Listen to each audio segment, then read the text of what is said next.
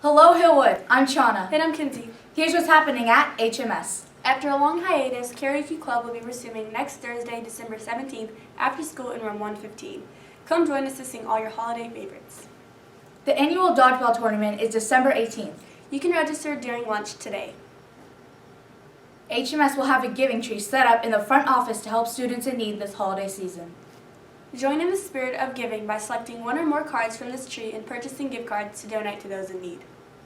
Let's go way on, way back when. I didn't even know you, you couldn't have been too much more than 10. Get back to where you once belonged. Get back. Welcome to another edition of Back in the Day Friday. I'm Christina here with Old Man Nevitt. So how are you today, Old Man Nevitt? Doing pretty good, Christina. Hanging in there. What do we have in the back in the day mailbag today? Let's see. This is from Katie in 8th grade. Dear Old Man Nevitt, when people talk about cell phones these days, they always call them smartphones. Why smartphones? Did cell phones used to be stupid?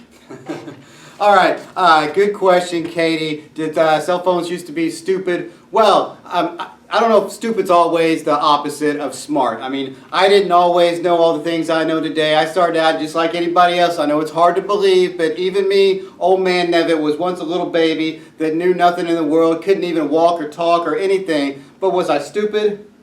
No, I don't think I was stupid. I was just underdeveloped. And so it took a while for the cell phone to develop. So why don't you take a look at these right here. You ever seen anything like this?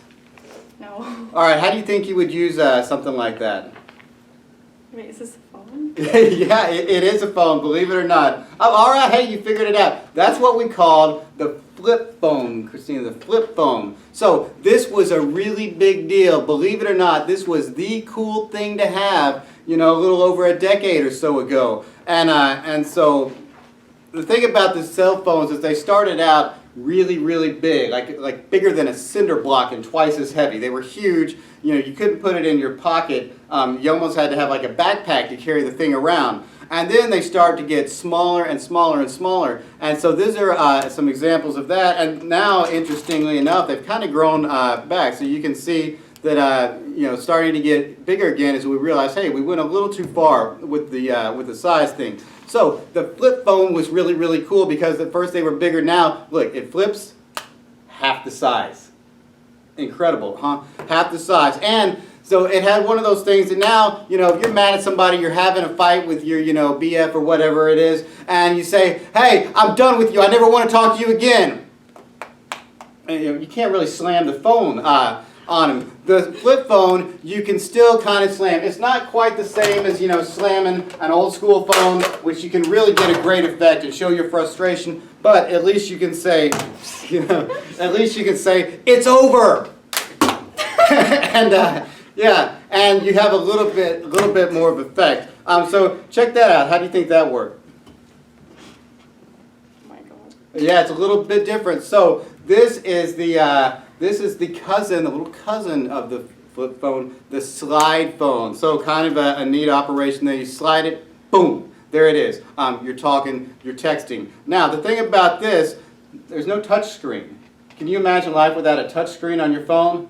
No, nobody could these days. You'd be lost without it. You'd probably starve. It would be all over for you kids today. But kids just a little bit older than you, they used to text on these things. So if you look, there's letters on those numbers. So read for our audience here what it says next to number 2.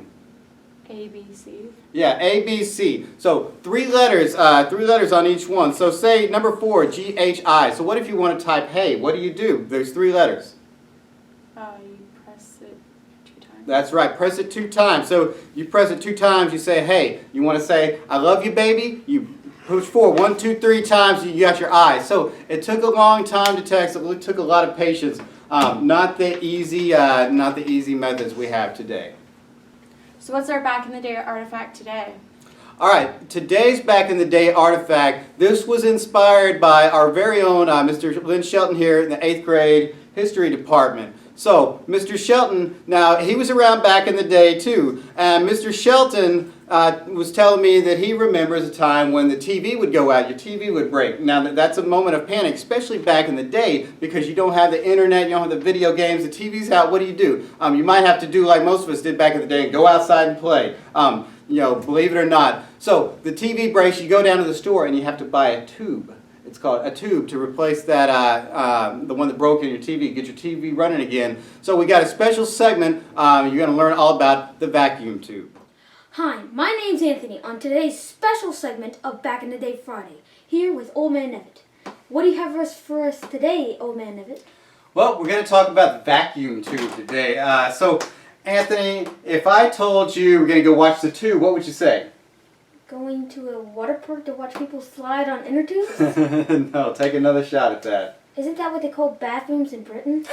No, you're thinking of the loo. Loo. But have you ever heard of YouTube? Yeah. Yeah, ever thought about where they got the name tube?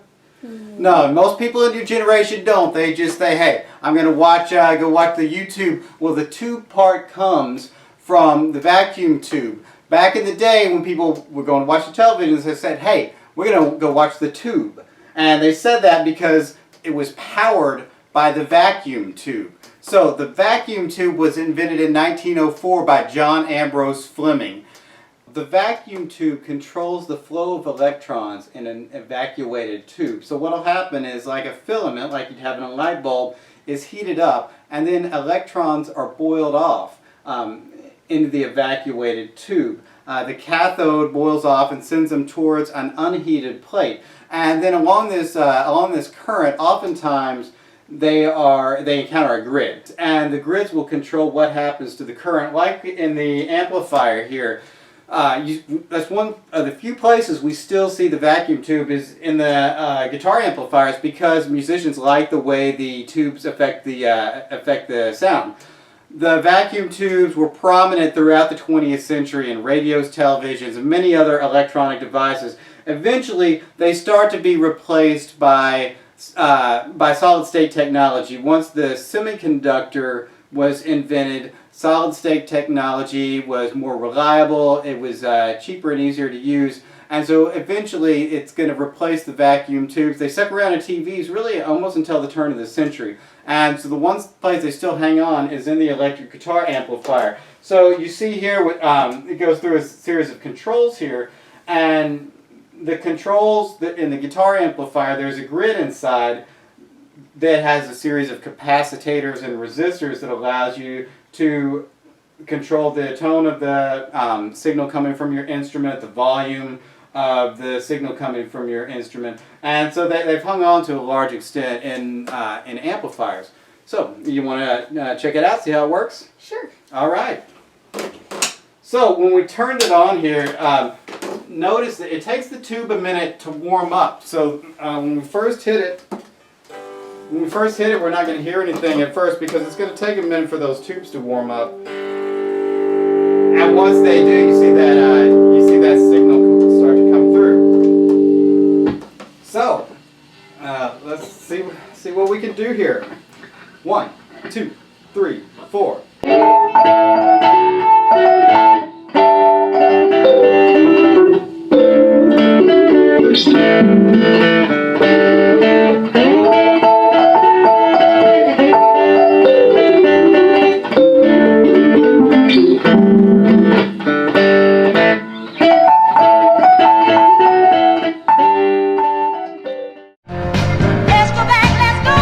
Let's go way on way back when.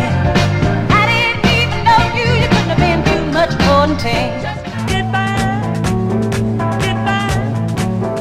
get back to where you once belonged. Get back.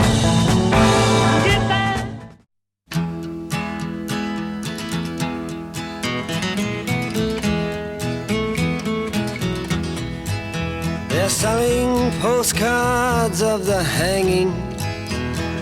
They're painting the passports brown. The beauty parlor is filled with sailors. The circus is in town. Here comes the blind commissioner.